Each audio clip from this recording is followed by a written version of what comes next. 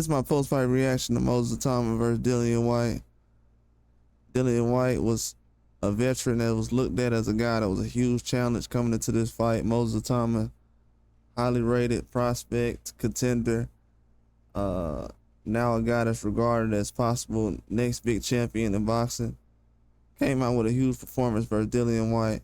Thought Dillian Whyte was gonna come out boxing. Lost a lot of weight leading into this fight, and his energy was kind of low coming into the ring. I was definitely doubting him for some reason during the ring walk. He just didn't have the energy. It's kind of low. He even walked through Moses Itauma''s corner and, gave him a, just a glove touch before the fight. Just kind of odd to me, leading into the fight and then before the fight happened. But as the fight happened, Dillian Whyte seemed to be comfortable moving, and he was doing just a lot of moving around. It seemed like he wasn't coming into this fight to be aggressive and to become a force. He really was looking to just hold his own, and Moses Itauma came out there to be a force. He was jabbing well, was countering a lot. With Dillian Whyte, he was throwing his jabs. Dillian Whyte was doubling up his jabs. Moses was throwing a jab and then straight to the body, from the southpaw position. That straight left was definitely giving Dillian Whyte problems.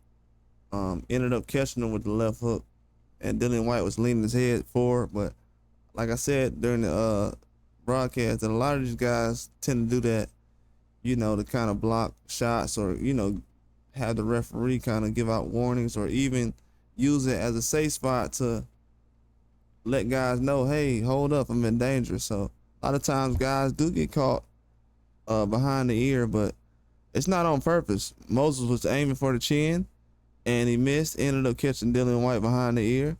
But it affected Dillian Whyte a little bit, but he was able to still hold his own, counter, move. But not until Moses caught him with the right hook on the chin is when Dillian Whyte, the punch that he actually wanted to catch him with early in the fight. That's the punch he actually wanted to catch Dillian Whyte with, was on the chin with the hook. But he ended up catching him on the back of the head because Dillian Whyte dipped his head low. The second time, he got him on the chin, and then Dillian Whyte ended up getting dropped. The punch affected him so bad that when Dillian Whyte stood up, his leg was still kind of shaking.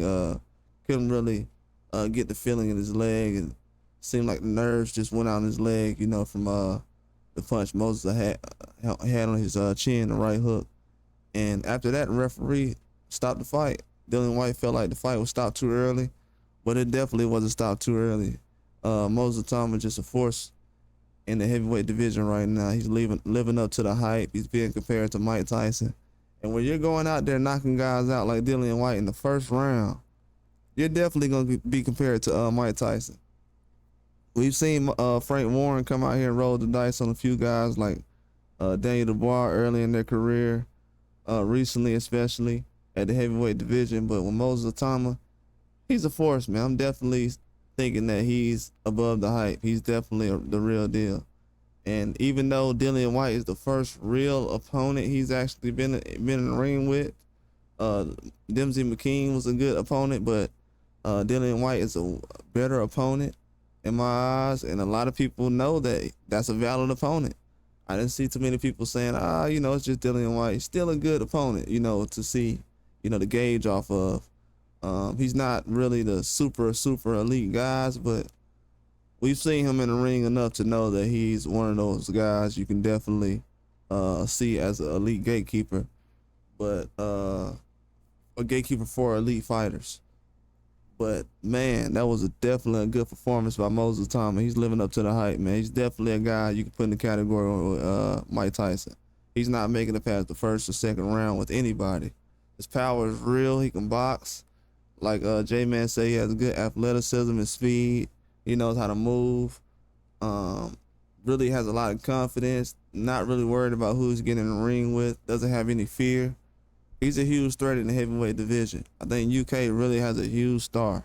If he turns out to be what he really is, I think he's going to be around for the next 10 to 15 years in the heavyweight division, doing a lot of damage. This is a guy who's really going to keep boxing at a high level. This is a game changer, to be honest with you. If you got guys like this at 20 coming in, stopping veterans and basically putting careers on hold or possibly even ending careers. It's a lot of young guys at Moses' age. Turkey's doing something different. He's giving guys chances at a young age to go in there and shut it down for these veterans while they still have a chance to make something happen. It's a different kind of era right now. That's all I got, though. Like and subscribe.